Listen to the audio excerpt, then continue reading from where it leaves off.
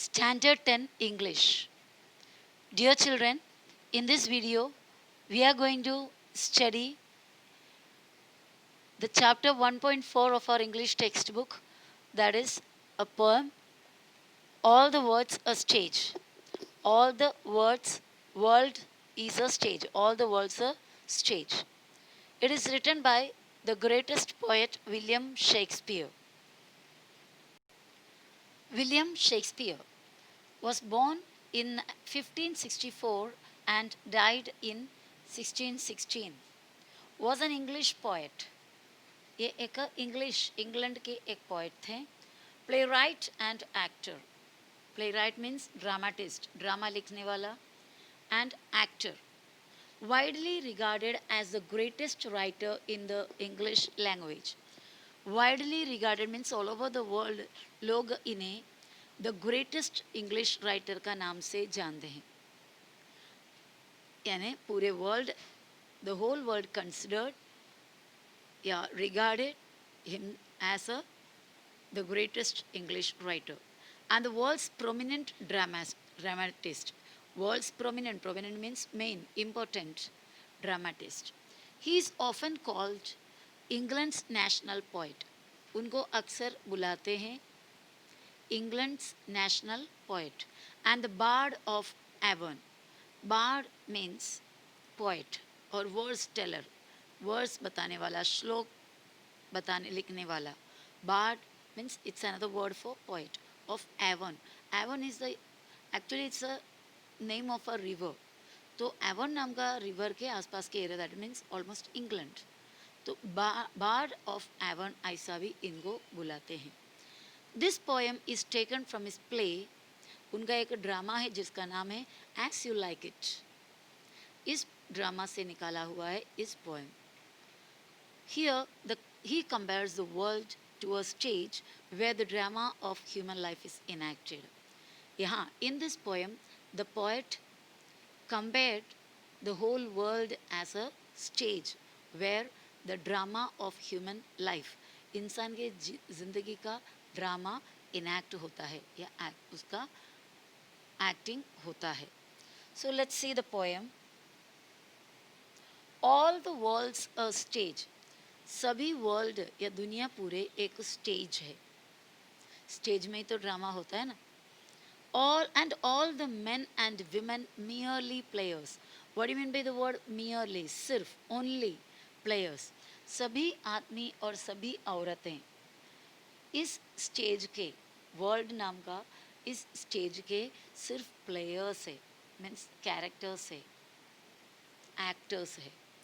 They have their exits and their entrances.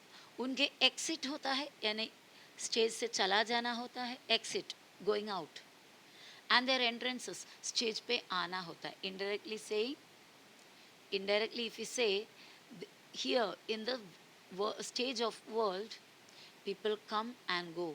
People take birth and people die. Exit here it is death and entrance is birth. And one man in his time plays many parts. एक इंसान अपने full life time में plays मतलब role निभाता है many parts. बहुत सारे parts का रोल निभाता है या बहुत सारे रूप में एक्टिंग करते हैं. Every person in this world has many roles. His acts being 7 ages. 7 age में 7 different stages में उसके act होता है. His acts being 7 ages. At first the infant means small baby. एक इंसान की लाइफ का पहला स्टेज है, वो एक छोटा सा बच्चे का रोल निभाएगा.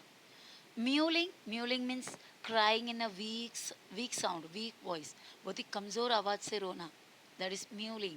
And puking means vomiting, उल्टी करना. In the nurse's arms. जो नर्स उसे संभालती है, उस नर्स के हाथ में वो puking कर देता है. That means that stage, that age of a person, a man is very weak या बहुत ही कमज़ोर एक stage.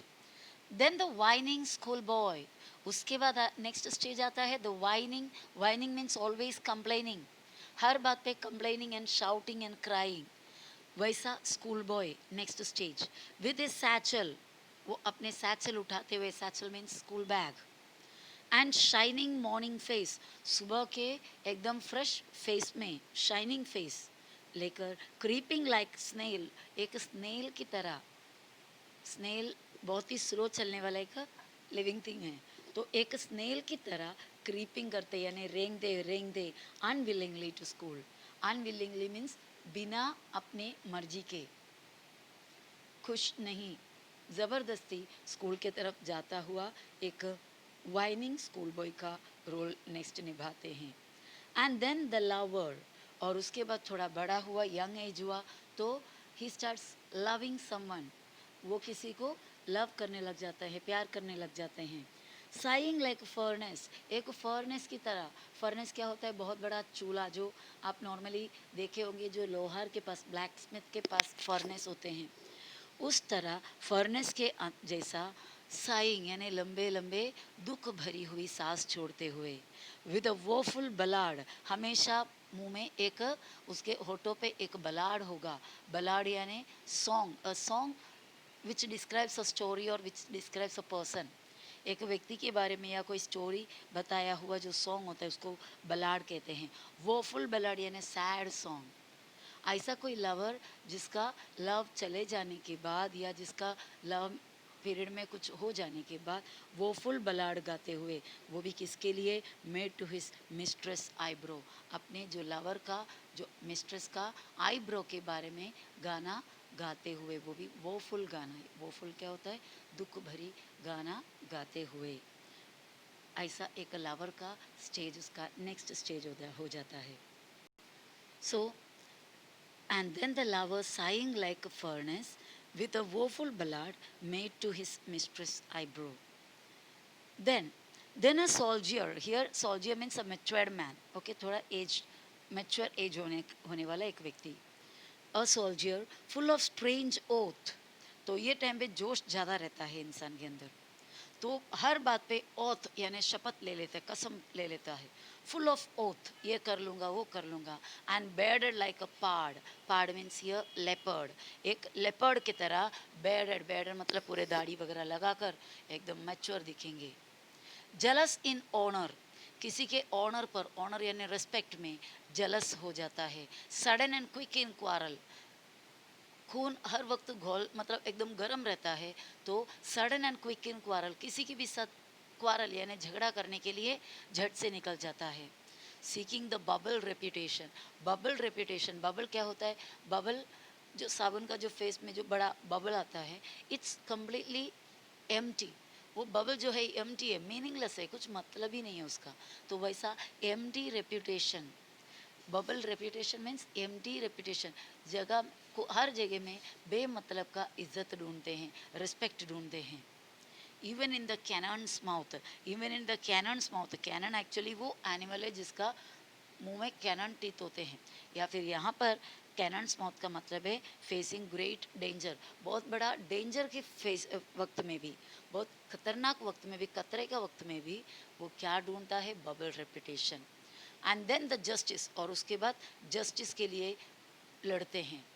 In fair round belly with good capon lined, फिर धीरे धीरे फिर किस में बदल जाता है? फेयर राउंड बेली, ऐसा खा खाकर with good capon lined. Capon lined with good, capon lined का मतलब होता है with excess fat from careless eating habit.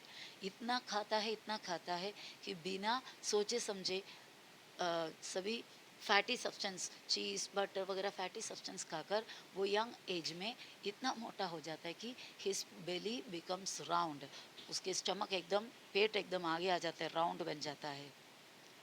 With I severe, वो एज में उसके आंखें बहुत ही सीरियस हो जाते हैं, यानी बहुत ही सीरियस लुक होते हैं. And bad of formal cut, एकदम फॉर्मल कट का, जो ऑफिस वगैरह जाने वाले जैसा फ्रेंच स्टाइल वगैरह जो होता है, वैसा फॉर्मल कट में उसके दाढ़ी बन जाते हैं. यानी एक एक स्टेज में उसमें क्या क्या बदलाव आता है. Full of wise souls, souls मतलब सेइंग्स, जब मुंह खोलोगे तो बड़े बड़े वॉइस यानी बहुत ही बुद्धि मान की तरह बातें करते हैं, सेइंग्स यानी कहा बातें बोलते हैं। एंड मॉडर्न इंस्टेंसेस, और बहुत सारे उसके पास मॉडर्न एग्जाम्पल्स होते हैं। And so he place his part, और इस तरह वो अपना वो पार्ट भी निभाते हैं। The sixth age shifts into the lean and slippered pantaloon, और उसके बाद आता है सिक्स्थ एज। सिक्स्थ स्टेज में या सिक्स्थ एज में उसका रूप शिफ्ट हो जाता है इनटू लीन, पतला, slippered pantaloon. Pantaloon is a kind of pant, tight pants, with spectacles on nose and pouch on side. तभी उसके नाक पे एक स्पेक्टेकल चढ़ जाता है यानी चश्मा, एंड पाउच ऑन साइड, उसके कपड़े के साइड में एक पाउच भी हो जाता है, एक छोटा सा थैली भी हो जाता है।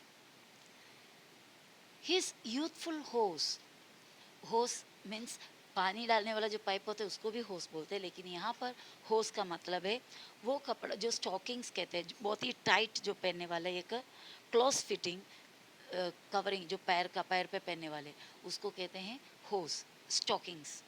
हिज यूथफुल स्टॉकिंग्स या youthful hose well saved, a world too wide for his shrunk shank. जो जवानी में उसके पास जो होस था, जो टाइट फिटिंग होस था, वो अभी इस उम्र में उसके श्रंक शैंक में, shank is a part of the leg between the knee and the angle, पैर के घुटने के नीचे और एंगल, एंगल मतलब जो फीट के जस्ट ऊपर का पार्ट, वो दोनों के बीच में जो पैर होते हैं, पैर का पार्ट होता है उसको शैंक कहते हैं। तो उसके शैंक इतने श्रंक हो जाता है, श्रंक यानी इतने पतले हो गए अभी इस बुढ़ापे के टाइम पे कि उसके जो यूथफुल टाइम पे जो होस पहनते थे वो अभी यूज़ नहीं होता। And is big manly voice, और अभी जो मजबूत वॉइस है उस वॉइस के लिए ये यूथफुल होस सूटेबल अभी नहीं होता।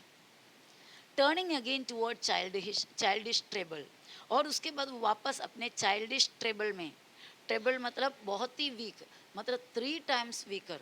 एक बच्चा था तभी कितने कमज़ोर था, उससे 3 गुना कमज़ोर when he turned to his last age, means towards the last age, or towards the age of towards the old age।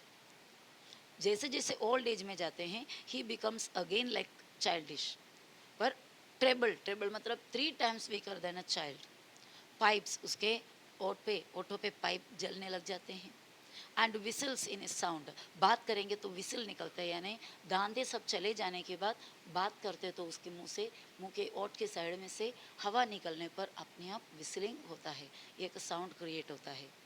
Last scene of all, ये सभी के लास्ट सीन में, that ends this strange eventful history, आखिरी scene में ये strange eventful यानी बहुत सारे हादसाएं भरे हुए, बहुत सारे घटनाएं भरे हुए स्टोरी एंड हो जाता है। Is second childishness and मियर oblivion। oblivion means the stage of being unaware, वो पल, वो वक्त जब खुद पता नहीं चलता कि क्या हो रहा है, what is happening in the surroundings, completely unconscious about the happenings in the surroundings, that is called oblivion, यानी almost करीब to near to death। तो उस टाइम पे बेड पे होगा और nothing he knows because he is almost unconscious। Sand teeth, Sands मतलब without, यहाँ पर Sands means without, Sands teeth, उस टाइम पे उसके पास ना, उसके मुंह में ना टीथ होगा।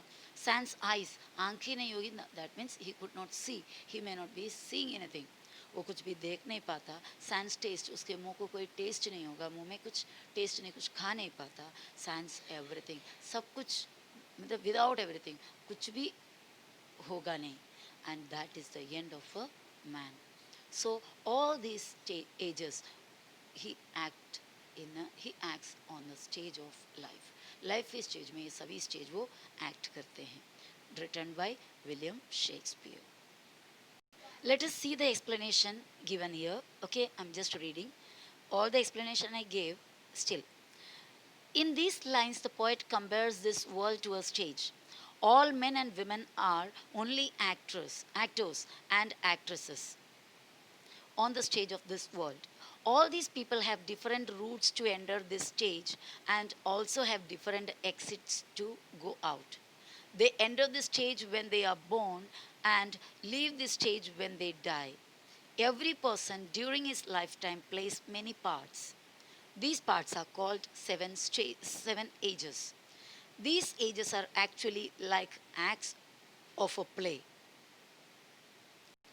The first stage of a man's life is his infancy. Infancy means babyish time, means ekdam chota bacha. During his infancy, he cries and throws up milk and vomits when he is in the hands of a mother or a nurse. The second stage is his boyhood. This is his school going period. It is the time when he complains all the time. His face shines like the bright and fresh morning. He carries a school bag and unwillingly goes to the school at the speed of an insect. Which insect was that? Snail. This is the third stage of man's life. Now he is grown up person. He is a grown up person and assumes the form of a lover.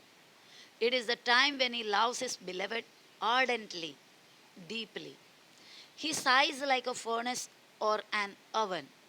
He writes a song in praise of his beloved's eye or brow. He also sings such songs again and again as he burns in his emotions.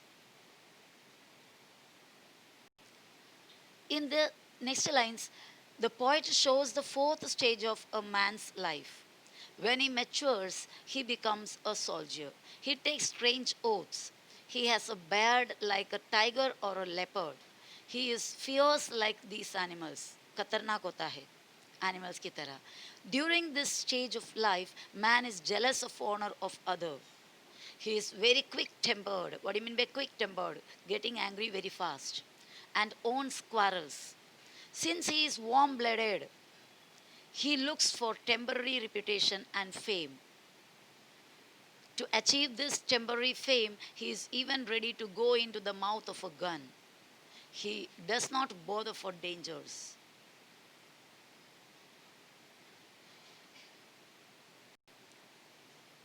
This is the fifth stage of man's life.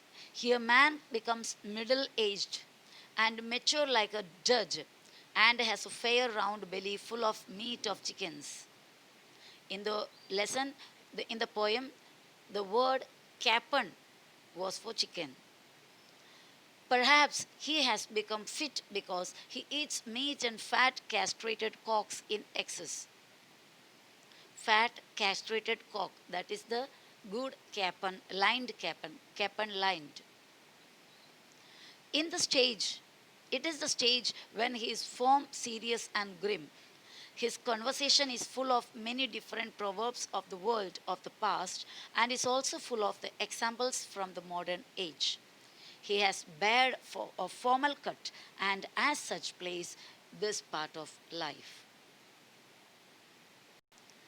Then the sixth stage of man's life. In this stage, man shifts from the middle age to old age. Now he wears pantaloon with slippers on his feet. He has become thin, weak, and lean, patla. He wears now spectacles on his nose because of his weak eyesight. He has also a purse by his side in which he keeps money and tobacco. Now, he uses long socks which he has saved during his youth. Now, these socks are very loose to his lean leg and look strange. His big, loud, manly voice has turned into a shrill voice of a child. Since some of his teeth have fallen whenever he tries to speak, it seems as if he were playing upon a pipe or as if he were whistling. This is the last stage of man's life. In this stage, he changes from his old age to the oldest one. This is a strange stage of life. In this period, all the life which has been previously full of strange events comes to an end. Man becomes child once again. This is like his second childhood. In this stage, he is childish as well as childlike. At this stage, he forgets almost everything. His memory becomes very weak. He loses teeth, eyesight, and taste. He is without everything. This is the stage in which he completes the drama of his life and leaves the stage of this world for the next. So this is all about the lesson. I hope you must have understood it. Bye bye.